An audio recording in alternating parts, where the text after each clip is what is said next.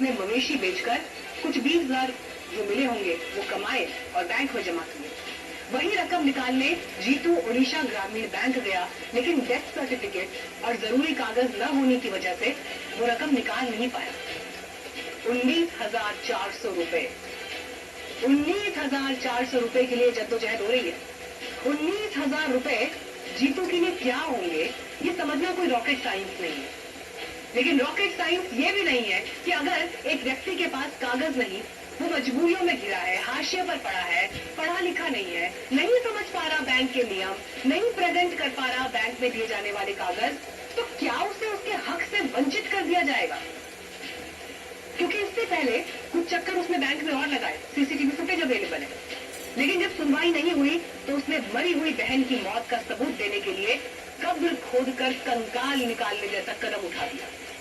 जबकि इसी देश का कानून कहता है, बैंकिंग सिस्टम कहता है, आरबीआई कहता है कि 50,000 तक के क्लेम में अगर नॉमिनी नहीं है, मौत होने पर अगर कोई नॉमिनी जैसी डिटेल कागज पर पहले से दर्ज नहीं है, तो 2 गवाह, मात्र 2 गवाह, या फिर अगर सरपंच वेरीफाई करते हैं उसके वेरिफिकेशन तक से काम चल सकता है।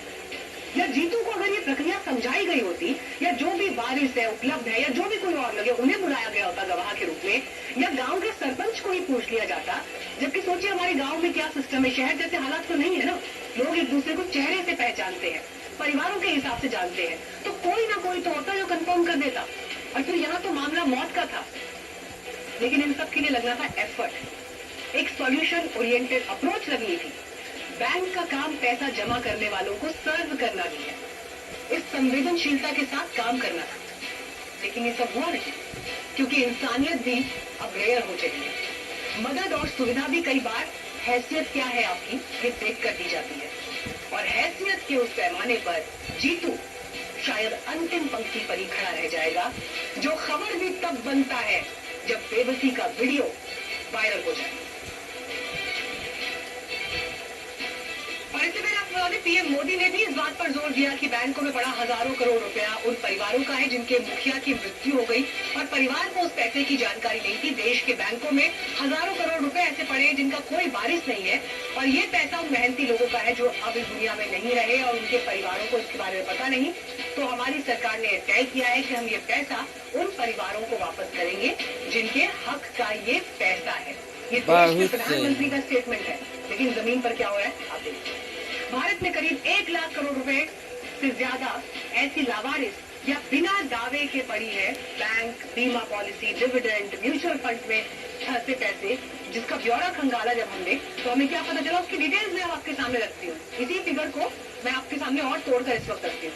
बैंक में जमा है बीमा पॉलिसी का 78,000 करोड़ रुपया, फंसा हुआ पैसा है ये। डिविडेंड का कितना है? 14,000 करोड़ रुपया बीमा पॉलिसी से जो निकलकर डिविडेंड आते हैं उनसे जुड़ा हुआ। 3,000 करोड़ रुपए म्यूचुअल फंड से जुड़ा हुआ पैसा जो फंसा हुआ है।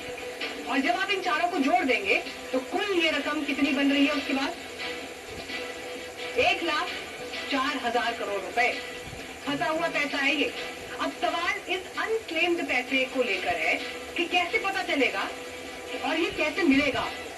तो सरकार ने आपकी मदद के लिए 3 बड़े डिजिटल पोर्टल बनाए हैं। आज ही इन पर आप ऐसे रकम का ब्यौरा चेक भी कर सकते हैं अगर आपका पैसा भी फंसा है। सरकार ने बैंक्स के लिए उद्गम यानी unclaimed deposits gateway to access information portal बनाया है।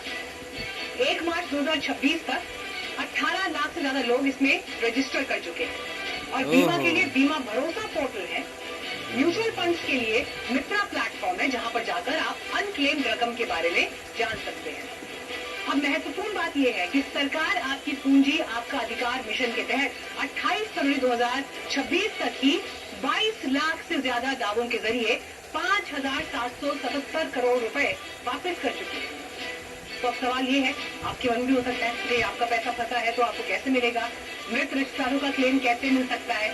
अब आपको इसकी भी जानकारी हम देते हैं, कैसे आपको अपने डेड रिलेटिव्स का क्लेम लेना है। अगर परिवार में किसी की मृत्यु हो गई और उनका बैंक खाता या लॉकर है तो आपको कुछ प्रक्रियाओं से गुजरना होगा।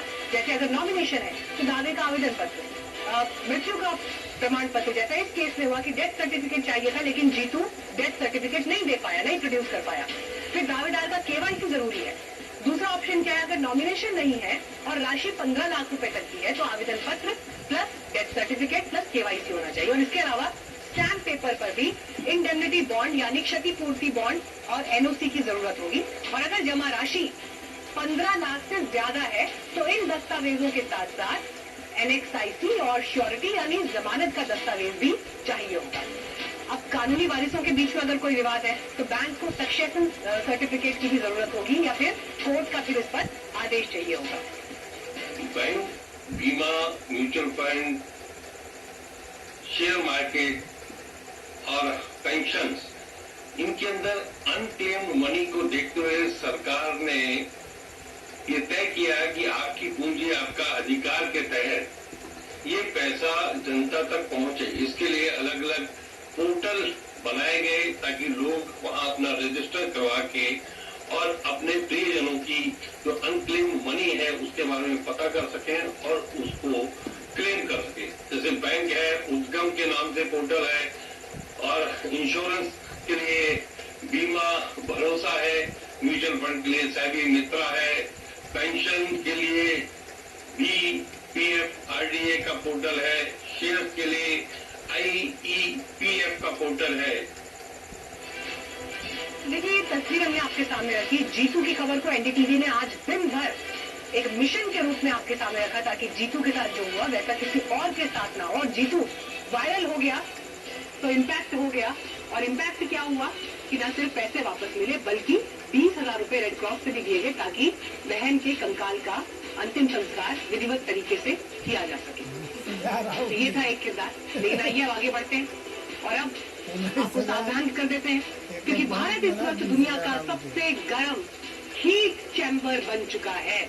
उत्तर प्रदेश का बांदा बीते दिन 43.6 डिग्री के साथ उबल रहा था और महाराष्ट्र के अकोला में पारा 46.9 डिग्री को पार कर गया।